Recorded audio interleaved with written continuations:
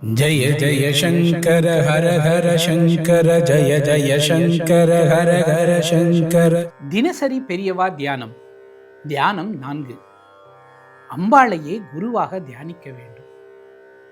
சூரியனை ஞான சொரூபமாக சொல்லி இருக்கிறது. ஆனால் சூரிய பிரகாசம் வெம்மையை உண்டாக்குகிறது.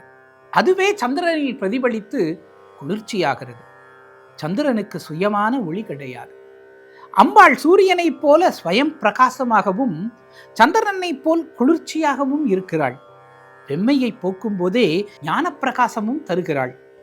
ஞானம் தரும் குருமூர்த்தி அவளேதான்.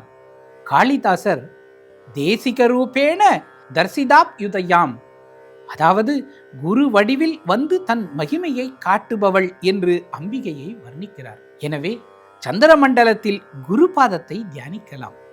நம் தாபங்கள் விலகவும் ஞான பிரகாசம் உண்டாகவும் எல்லோரிடமும் நாம் குளிர்ச்சியாக இருக்கவும் இவ்வாறு சந்திர மண்டலத்தில் அம்பாளையோ குரு பாதுகையையோ தியானிக்க வேண்டும்.